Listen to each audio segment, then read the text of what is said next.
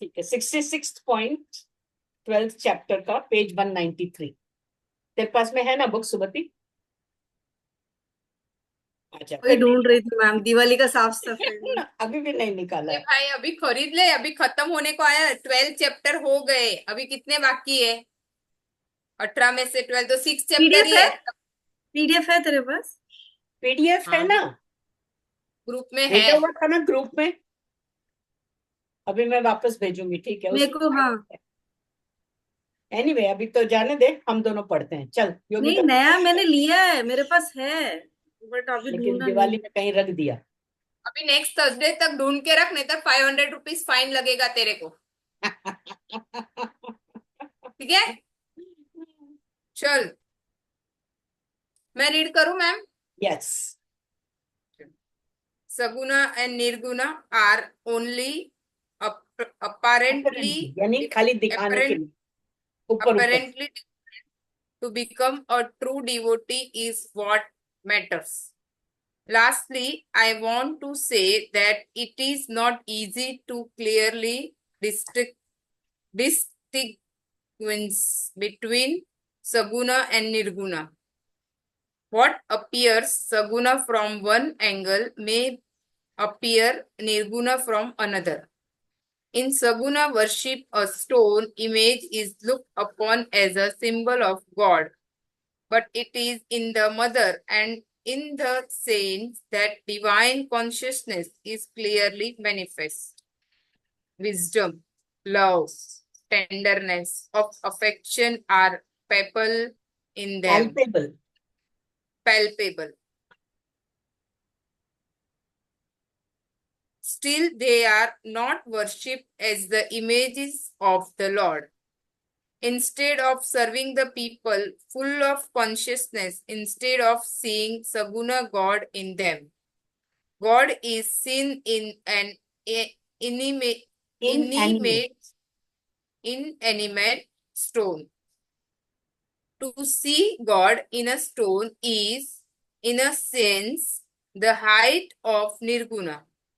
It is easier to see God in the saint, in the parents, and in the neighbors who are seen to possess wisdom, love, or altruism.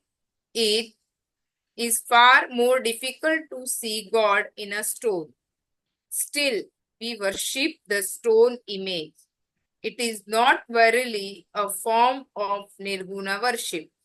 अभी ये debatable हो Is जाएगा। not, नहीं मेरा गलत था बोलने का। Is not verily a form of Nirguna worship. Is it not verily a form of निर्गुण worship?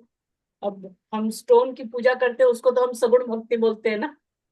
हाँ, तो ये बता रहा है कि जीवित इंसानों में, सेंट्स में, पेरेंट्स में भगवान है, उसमें तो कॉन्शियसनेस भी है। हम उसके अंदर गॉड नहीं देखकर स्टोन में गॉड देख रहे हैं। स्टोन तक में हम गॉड देख रहे हैं, यानी एक तो स्टोन में गॉड देख रहे हैं और एक स्टोन तक में गॉड देख रहे हैं। तो स्टोन में गॉड दिखना निर्गुण भक्ति हो गई।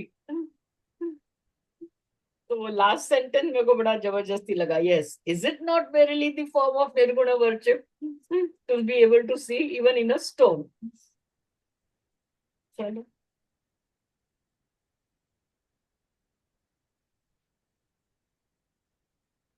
चले। Yup. On the other hand, one feels that if God is not to be imagined in a stone, where else can we see him?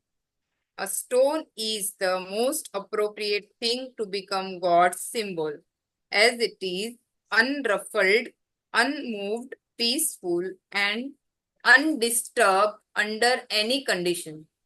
Our parents, neighbors, the people in general, all these have their weakness. You are bound to, हाँ, you are bound, perfect होना चाहिए। yes, लोग perfect कैसे होंगे? you are bound to दिखाई देगी तो weekend, उस समय हम बोलेंगे ये अभी गॉड नहीं है। sorry. You are bound to find some weakness or fault in them. Hence, serving them is, in a sense, more difficult than worship a stone. Stone बेचारा वापस कुछ नहीं बोलेगा, करेगा हमारे मन वह मुताबिक रहेगा। बराबर है। अरे बाप रे, अच्छा हुआ, कैसे है?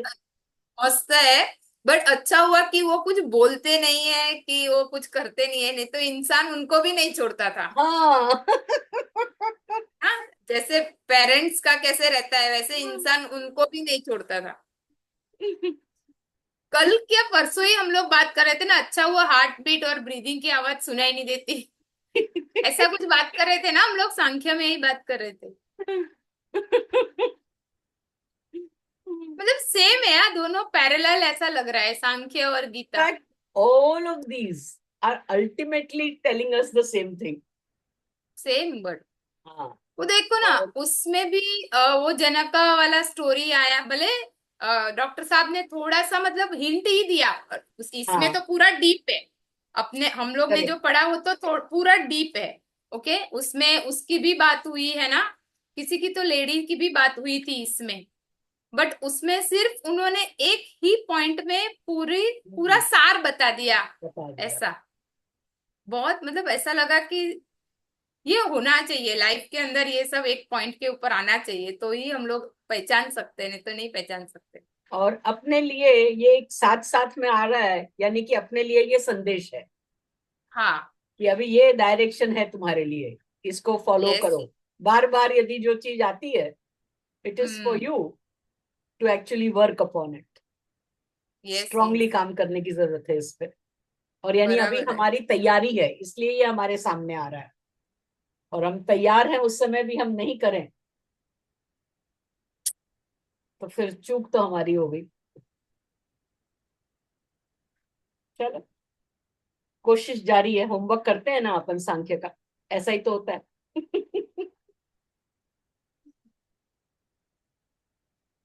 31 para. To sum up, saguna and nirguna are complementary complementary. Complementary to each other. Saguna is complementary easier. परिपूरक। हाँ, Saguna is easier than Nirguna, but in another sense, Nirguna is easy and Saguna is difficult. Both leads us to the same end. In the fifth chapter, it has been said that the yogi who does not get attached to karma, though he is continually engaged in action, and the sannyasi who does all the karma while being apparently apparently inactive are one and the same. मतलब उसमें भी सगुन निर्गुण आ गया ना, कर्मयोगी और सन्यासी समझो वो भी सगुन हाँ, निर्गुण का इसीलिए ही एक बहुत पार्ट है। स्टार्टिंग में भी उन्होंने कंपेयर किया था ये, और अभी एंड में वापस कर रहे हैं। हाँ, कर रहे। Similar is the case here. Saguna state of karma and nirguna state of sannyas, हम लोग अभी वही बात कर रहे हैं, हम्म। are one and the same। मतलब कि विनोबा जी के बाद हम तीनों का नंबर आएगा।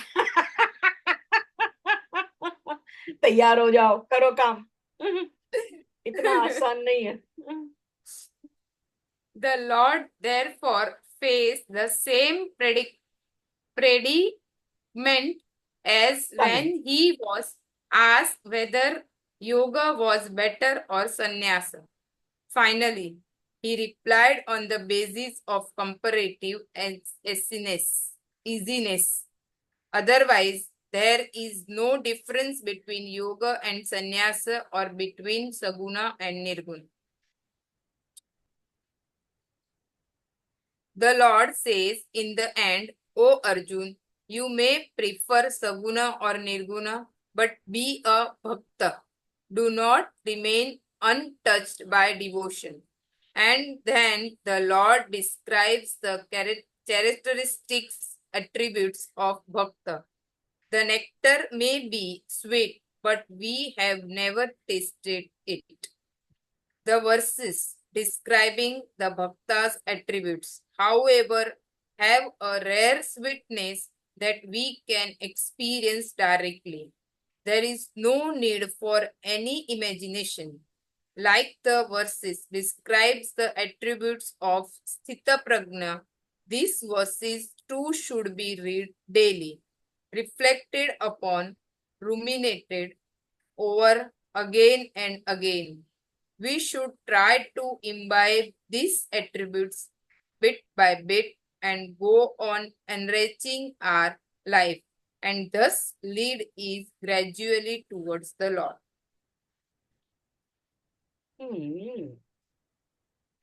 तो तेरा स्थित प्रज्ञ फिर से आ गया। हाँ, उसके जैसे लक्षण है ना, वैसे इनके भी लक्षण है, वो हाँ, ढूंढना पड़ेगा। मतलब उनके पास वो बुक ये है ना, मतलब उन्होंने 20 ऐसे लिखा है, वो जो श्लोकास है उसमें उन्होंने डिफाइन करके दिया है, हम्म इसमें भी तो रहेगा पहले शायद। वाले जो श्लोक है ना 12th चैप्टर के, हाँ, उसमें के तो, उसमें भी 20 ही हाँ श्लोक है, हाँ 12 के 20 ही है। या, चलो, गुड। गुड। लेकिन बहुत अच्छा डिस्क्राइब किया विनोबा जी ने। वो एंड कंपैरिजन पार्ट बहुत रामायण में से देके, महाभारत में से देके, और फिर खुद का एग्जाम्पल देके सगुण निर्गुण बहुत अच्छे से समझाया। अच्छे से कर्मयोग, योग और संन्यास को भी, और मतलब फिर उन्होंने योग कर्मयोग संन्यास को से। वापस इधर लाके वो भी कंपेयर किया। यस, और और लास्ट में उन्होंने बोला कि दोनों छोड़, सब कुछ छोड़ो, एक अच्छे भक्त बनो, बस और कुछ बनने की बस जरूरत सगुण निर्गुण जो भी है, लेकिन भक्त बनो। भक्त कोई बन। से भी बनो, लेकिन भक्त। उन्होंने वो आगे जो दिया ना, वो पानी, मतलब कोई भी साबु लो, सोडा लो, जब तक साबु सोडा को पानी के बिना नहीं धोओगे तो वो नहीं होगा। सेम ये वहां पे लगता है कि कितना भी सगुन करो, निर्गुण करो, कर्मयोगी रहो, सन्यासी रहो, बट जब तक आप भक्त नहीं बनते तब तक आपकी पूरी भाव जर्नी नहीं ऐसी। आएगा तब तक कुछ नहीं है। तो भाव के ऊपर काम करो, वीसीटी करो बोलते हैं।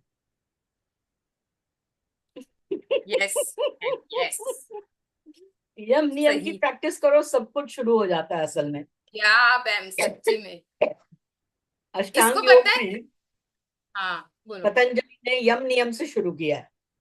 हम्म। यम नियम काय के लिए है? यही भाव, सही भाव बनाने के लिए। अभी हम जो स्टार्टिंग में बात कर रहे थे कि एनर्जी नेगेटिव भी होती है, तो हमारे में जो भी नेगेटिव एनर्जी है उसको पहले पॉजिटिव की तरफ अग्रसर कर दो। एनर्जी यदि पॉजिटिव की तरफ लगने लगेगी, यम नियम करने से वही होता है कि हमारी एनर्जी चैनलाइज होती है, और एनर्जी का नाम हम देते हैं emotions. Emotions. Feelings is the maximum energy. तुम देख लो, कोई भी चीज तुम्हारे को बहुत अच्छे से आती हो वगैरह, तुम उसमें प्रवीण हो, लेकिन यदि तुम्हारा मन उसमें नहीं लगता है तो तुम उसको नहीं कर सकते। हम्म। तो ये मन का क्या है? ये फीलिंग्स। उसके प्रति तुम्हारी फीलिंग्स यदि नहीं है तो सारी सुविधा होने के बावजूद भी तुम वो काम नहीं कर सकते। और अल्टीमेटली यदि तुम थोड़ा भी अपने आप को ढील छोड़ोगे तो जहां मन है वहां तुम्हारे को ले जाएगा बॉडी। तो body is actually driven by your heart. Heart. उसके अंदर ही है सारा पावर। तो हार्ट यदि अलग जा रहा है और तुमने अपने दिमाग को एडुकेट कर लिया तो काम नहीं होगा। हम्म। क्योंकि हार्ट को जब तक एडुकेट करके वो माइंड के, दिमाग के साथ में नहीं लगाओगे तो बॉडी दिमाग के साथ में नहीं जा सकता। यस। बॉडी को पावर मिलता है भावना से। इसलिए वो यही कह रहे हैं कि भाव, भाव सही करो, भाव रखो। भक्त वाला भाव रहेगा तो अपने आप वो ऊपर वाला का डायरेक्शन हो रहा होगा। सही है। अभी अभी ना, मतलब मुझे ऐसा आ रहा है, वो बोलते हैं ना अभी के टाइम में कि मेरे इमोशन इनबैलेंस हो रहे, इम्बैलेंस क्या, हॉर्मोन्स हॉर्मोन्स हम्म इनबैलेंस हो रहे। तो हॉर्मोन्स को बैलेंस करने के लिए यम नियम फॉलो करना है, यम नियम फॉलो करो तो हॉर्मोन्स ऑटोमेटिक बैलेंस हो जाते हैं। हाँ, ये मैंने डेफिनेटली पढ़ा होता था है। क्योंकि इधर। Hormones are responsible, a lot of hormones are responsible for emotional states. Yes. चलो अभी इसके अंदर थोड़ा सा start. घुसा सकते हैं। क्या? हार्मोन्स इमोशनल स्टेट को अफेक्ट करते हैं और नर्व्स मेंटल स्टेट को अफेक्ट करती है। वो हेड की तरफ नर्व्स बोलो और हार्मोन्स को हार्ट की तरफ बोलो, दोनों मिलके फिर बॉडी को चलाते हैं। तो बॉडी Yes. बेचारी बट जाती है, किसके साथ जाए। उसको द्वंद्व तो बराबर. होता है लेकिन फोर्स ज्यादा इमोशंस में है, हॉर्मोन्स में है। तो भले तुम चाहे जितना सही सोच रहे हो, फोर्स कर रहे हो, वो नहीं अफेक्ट करता क्योंकि वो वीक एनर्जी है।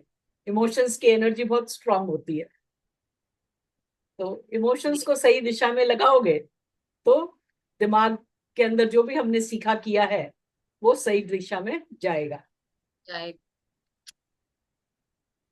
तो हर समय वीसीटी इसलिए रोज करने की आवश्यकता है ताकि वो इमीडिएटली यूज में ला सकें। करना छोड़ देंगे तो उसका, जब हम नया करते हैं तो उसका असर कम होता है। तो रेगुलरली करते रहो, भले वो एक ही वीसीटी भले रोज करो कोई, लेकिन एक बार तो जरूर करो ताकि वो कंटिन्यूअसली एक्टिव रहे, तुम्हारे लिए सिस्टम उसका चालू रहे। नहीं तो ब्लॉक होना बहुत आसान है। सही. तमस तो जैसे ही छोड़ोगे तमस बैठने लगता है।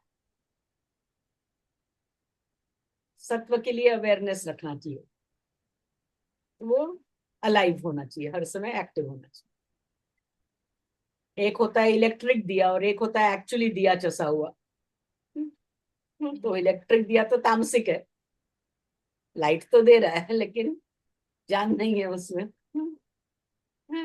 ये जो एक्चुअल दिया होता है उसकी फ्लेम जो इधर उधर होती है वो सात्विक है,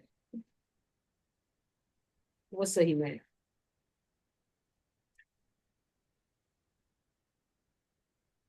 सही. हाँ, चलो, thank you Vinoba ji. Thank you. शुरू करें 13 चैप्टर की नेक्स्ट हाँ टाइम करेंगे. हाँ, पढ़ते हैं ना, अभी तो आधी घंटा ही हाँ, हुआ। चलो करते. मुझे कोई प्रॉब्लम, मैं पूछ रही हूँ. Chapter 13, Distinction between the Self and the Not Self. 67, Distinguishing between the body and the self-help Karma Yoga. Para number 1. Vyasa has poured into the Gita the essence of his life. He has written many volumes works. The Mahabharata alone contains more than 100,000 verses. In fact, the word Vyasa has acquired the meaning of extensiveness in Sanskrit. But in the Gita, he is not inclined towards the elaboration. Here he has only tersely started like. ये क्या लिखा है ma'am? Euclidean यूलिक geometry, wow क्या comparison दिया है। Means tersely Euclidean stated, tersely यानी एकदम छोटे में, tersely. Tersely stated hmm. Like in Euclidean geometry, जो हम लोग ज्योमेट्री स्कूल में पढ़े हैं, hmm. That geometry is called Euclidean geometry. Okay. उसमें थियरम होता है हम्म. और फिर उसको यस. प्रूफ वगैरह करते हैं। हाँ। मतलब एक यहाँ से ऐसा हम्म, जॉइंट वगैरह जो रहते हैं. Okay. The principles useful for life. There are no long discussions in the Gita. Brevity is its in distinctive characteristics. It is so mainly because everybody can taste for himself the veracity। veracity of the Gita's teaching in his life, and it is meant to be tasted. So tasted. यानी The कि Gita. बोलना कि गीता अपनी life के अंदर test करने के लिए है। अप्लाई हाँ. करके देखो, टेस्ट करो उसका, ताकि वो अपने श्रद्धा उसमें बढ़ेगी कि हाँ अप्लाई yes, होता है, ये यूज होता है, इससे काम yes. होता है। Wow, so nicely said. Hmm. मुझे अभी ना ऐसा ख्याल आया क्या? कि हम लोग ना अभी नेक्स्ट टाइम से ऐसा, मैं सिर्फ आपको एक पूछ रही हूँ, कर सकते हैं क्या नहीं। हम लोग ना ये जो क्या बोलते हैं, स्थित प्रज्ञ के लक्षण और हम्म। इसके जो भक्त के लक्षण है वो हम लोग रीड कर सकते हैं बिफोर क्लास 5-10 मिनट्स, या हाँ, एंड ऑफ द क्लास या बिफोर मैंने तेरे को क्लास। बताया ना, जया राव की तो एक बुक है स्थित प्रज्ञ के ऊपर। हाँ, जस्ट स्थित प्रज्ञ वाले ही श्लोक सारे उन्होंने एक्सप्लेन किए हैं, तो अपन ये होने के बाद में वो करते हैं। अच्छा। और वैसे ही भक्त के लक्षण भी कहीं तो मिलेंगे, नहीं तो भी हाँ, मैं गीता में से वही वाले श्लोक अपन वैसे तो ट्रांसलेशन पढ़ ही सकते हैं ना। अभी मैं कितने, मेरे पास आज वो ये क्लास स्टार्ट किए, भक्त के लक्षण मेरे पास है। मैं बोलती हूँ मैं रोज रात को रीड करूंगी, 2-3 दिन होता है, 4-5 दिन नहीं होता है, वापस से 2-3 दिन होता है, 4-5। बट अपने क्लास में अगर हम लोग ने वो चालू किया, फिर एवरीडे वो रिकॉर्डिंग सुनते हैं सुनते हैं हाँ, तो सुनते हैं, आसान तो रहेगा, करेंगे। हाँ, तो We क्लास should के do that. स्टार्टिंग में कर लेंगे, या तो एंड में 10 मिनट लगेगा, रीड करना है और रिकॉर्डिंग के साथ सुनते रहो, रोज के रोज, भले बैठ के नहीं हो रहा है तो रिकॉर्डिंग से हम लोग ठीक है, सुन तो अगली सकते बार हैं ऐसा। निकाल के रखना, करेंगे। हाँ, नेक्स्ट टाइम करते, सुमति याद करवाना, हाँ। हाँ, बोल। हम्म, थप्पा लगता है ऐसा कि तू भी हाँ, अग्री है, इसीलिए नहीं ठप्पा तो लगाना अग्री नहीं। जरूरी है। हाँ। बिना स्टैम्प के आगे नहीं बढ़ता पेपर। तो क्या, चलो next, that being the object Vyas has connected contented him means contented himself with स्टेटिंग। starting stating these principles consciously. It shows ये his वाक्य firm। समझ में आया ना, हाँ। कि ऑब्जेक्ट ये है गीता का कि the Gita tells only those things which are useful for life. Hmm. Tersely state किया है, ब्रीफली स्टेट किया है, डिटेल में नहीं गए हैं। हम्म, हम्म। और ये ऑब्जेक्टिव से व्यास हैज कंटेंटेड हिमसेल्फ, कि उन्होंने अपने आप को संतोष दिलाया है कि खाली प्रिंसिपल्स एकदम कंसाइज वे में, शॉर्ट वे में बताने हैं। तो भगवत गीता कितनी कंसाइज है वो बताने के लिए, और कंसाइज होके भी उसमें 700 श्लोक है। तो बोलो। इतना बड़ा वो जो ज्ञान है, उसको कंसाइज भी करो तो 700 श्लोक हो जाते हैं।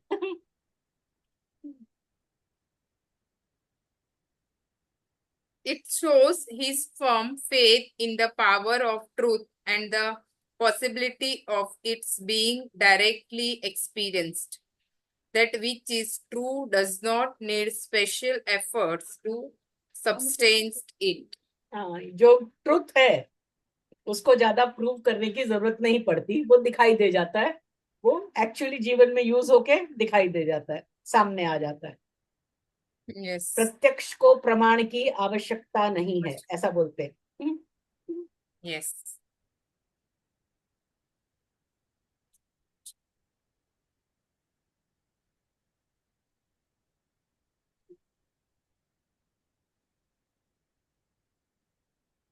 Second para, our main reason is studying the Gita is to get help and guidance in the life whenever we need it. Such help is always forthcoming. The Gita is a treatise that tells us how life is to be lived. That is why it lays stress on Swadharma. Performance of Swadharma is the foundation of human life. The whole edifice of life has to be erected over this foundation. Stronger the foundation, more enduring the edifice. ये क्या है edifice मतलब? Mean statue. Statue will be. It is the performance of Swadharma that the Gita calls karma. Around this karma, the Gita has built its earthy, ये क्या लिखा है? Architecture. Architectonics क्यों? बाप रे, कितने भारे भारे नहीं, वर्ड। ऐसे तो वो अपने आप को पढ़े लिखे नहीं है बताते हैं, और वर्ड्स क्या हाँ सॉलिड सॉलिड यूज किए हैं। नहीं मैम, आर्किटेक्टोनिक्स। ये इंग्लिश में उन्होंने मराठी में लिखा होगा, वो ये ट्रांसलेशन उनके होगा शायद। प्रवचन मराठी में ही थे, हाँ ट्रांसलेशन किसी और ने किया है ऑब्वियसली, हाँ। लेकिन चुन के यस। उन्होंने मराठी में वर्ड। भी शब्द ऐसे यूज किए होंगे ना, भारी भरकम, हाँ कि उसको बराबर है। साधारण इंग्लिश में ट्रांसलेट नहीं कर सके वो। हाँ ट्रांसलेट करने के लिए निकाले समझो, भारी भरकम। इसके लिए मेरे लिए आप गाइड कर रहे हो, समझा क्या? ये कनेक्टेड है। इसके लिए मैं आपके अंडर में ये पढ़ रही हूँ, और कहीं पे जगह पे पढ़ती तो मुझे इतना थोड़ी ना समझ में आता। तो मेरे लिए भी बहुत बड़ी बात है। उसने मेरे को माध्यम बनाया। हाँ, एक मिनट, हाँ, एक कज मिनट। मैं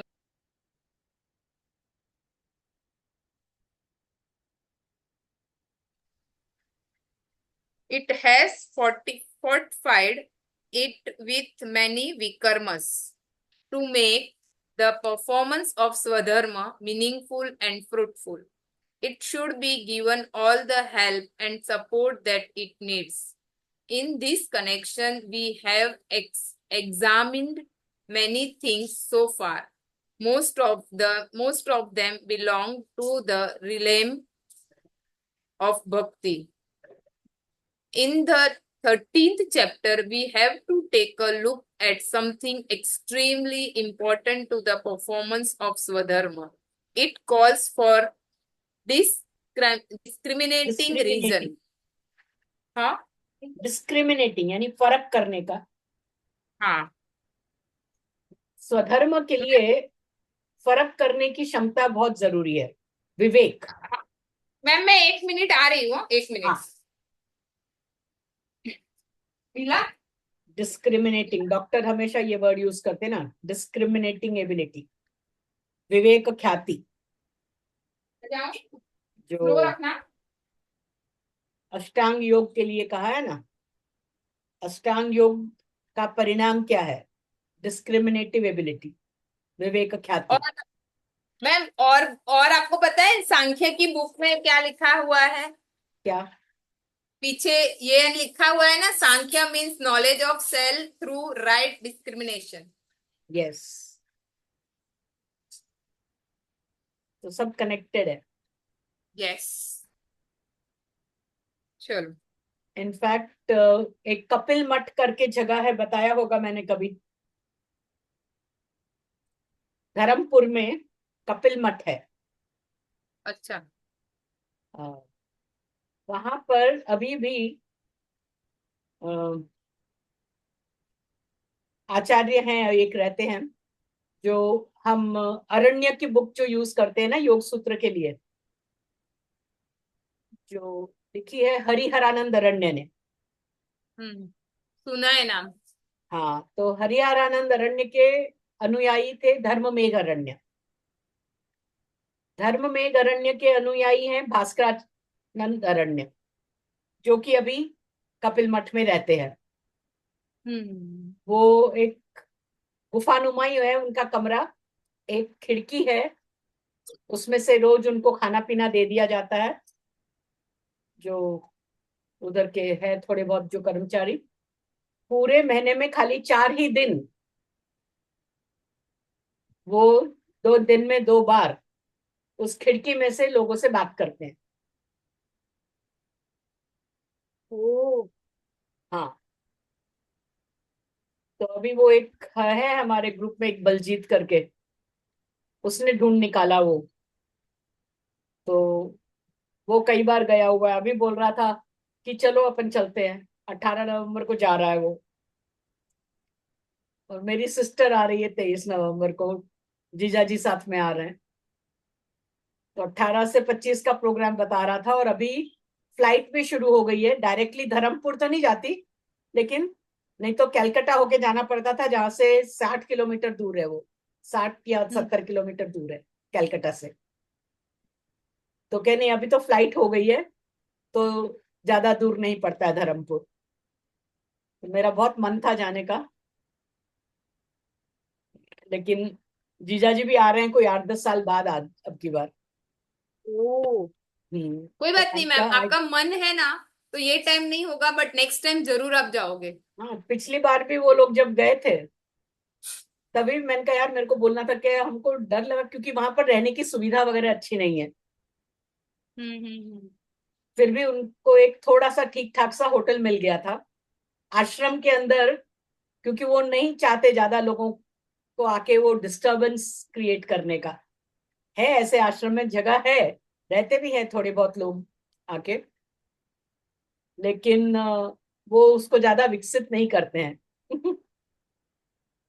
तो ये लोग बाजू में किसी होटल में रहे थे, तो सुबह वहां नाश्ता पानी करके खाना खा पी के चले जाते थे, फिर आके दोपहर में रेस्ट करके फिर वापस शाम के सत्संग के लिए चले जाते थे।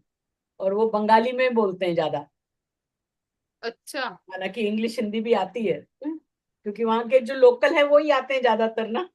ऐसे कभी कभार ही महीने में 4 बार इनके जैसे बहुत कम ही लोग जाते हैं। तो उनकी कपिल मठ की जो पब्लिश की हुई किताबें हैं उसके वो सब सांख्य के ऊपर ही है। क्योंकि कपिल मुनि सांख्य के प्रोप्राइटर है ना। हम्म। तो उनकी सारी किताबें मैंने मंगवाई थी एक बार, यानी उस समय में जितनी भी थी उनकी हर एक बुक की एक कॉपी मैंने ऑर्डर की थी।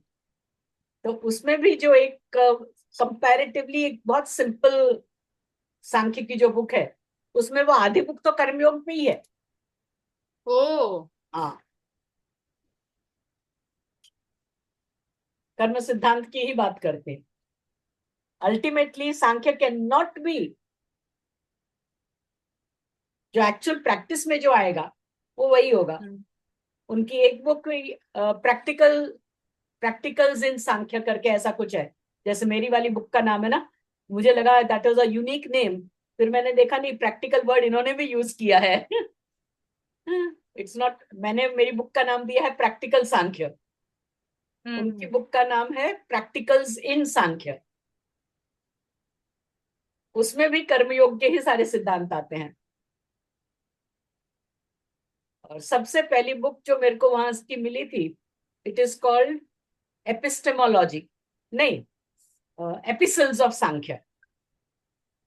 एपिसल्स का अंदर जो स्टूडेंट्स ने क्वेश्चन पूछे हैं धर्ममेघ अरण्य को, अच्छा। कई लोग लिख लिख के पूछे वगैरह, तो उनके जो उन्होंने जवाब दिए हैं उन सारे जवाबों में इतनी सारे सांख्य के तथ्य हैं, तो उनके वो लेटर्स पब्लिश किए हुए हैं उसमें एपिसल्स में। और वो एक एक इतनी सटीक सिंपल सी छोटी छोटी सी बातें हैं कि बाकायदा जीवन में उतार सकते हो। जैसे एक जन को, अब मेरे को अचानक से ऐसे याद आ रहा है एक आउट ऑफ द ब्लू, एक जो मेरे को याद है मैं कई बार यूज भी किया है, कि तुम किसी के घर जाओगे और हर बार पीछे के दरवाजे से ही जाओगे, तो कौन सा घर ऐसा है जिसके पिछवाड़े में कचरे का डब्बा नहीं होता।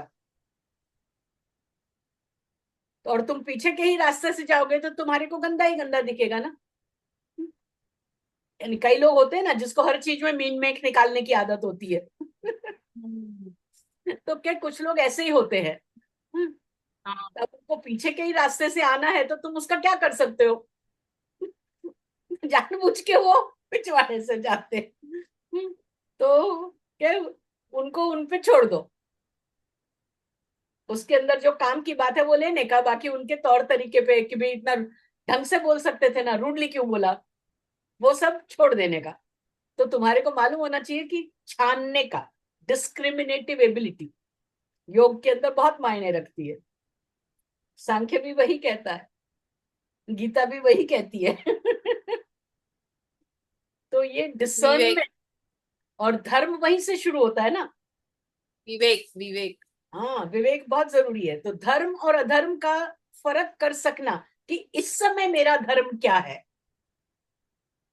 भगवत गीता पूरा यही बताती है ना कि इस समय धर्म क्या है, उसका विवेक कैसे जागृत हो, कौन कौन से फैक्टर्स कंसिडर करने चाहिए। तो इसलिए अब ये 13th चैप्टर में इतना और स्वधर्म के बारे में बताया है, मजा आ जाएगा पढ़ के। मतलब अपना बेस थोड़ा और स्ट्रांग हो जाएगा स्वधर्म के लिए। तो स्ट्रॉन्ग बेस के ऊपर फिर हमको निर्माण भी करना चाहिए ना, edifice. Make your yes. Edifice also, खाली बेस स्ट्रॉन्ग करके हम छोड़ देते हैं। जैसे सुमति बेस स्ट्रॉन्ग करके छोड़ रखा है, तो फिर वो बेस के ऊपर घास फूस उगाती है, फिर एडिफाइस खड़ा करने के लिए वापस सफाई करनी पड़ती है, छोड़ने का नहीं, उसको रेगुलरली काम में लेते रहने का, काम करते रहने का। सफाई रखना तो बहुत ज्यादा जरूरी है, नहीं तो बहुत आसान है डस्ट बैठना, खराब होना, इट्स वेरी इजी।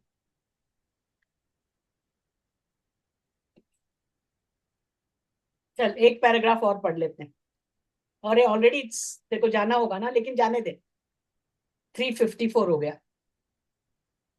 ठीक है, चलेगा। चलेगा, छोड़ते हैं यहाँ पर।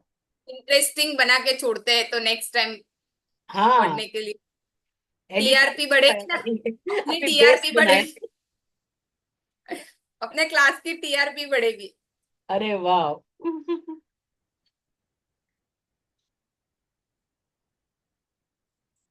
मैंने जो लोग एक्टिव थे ना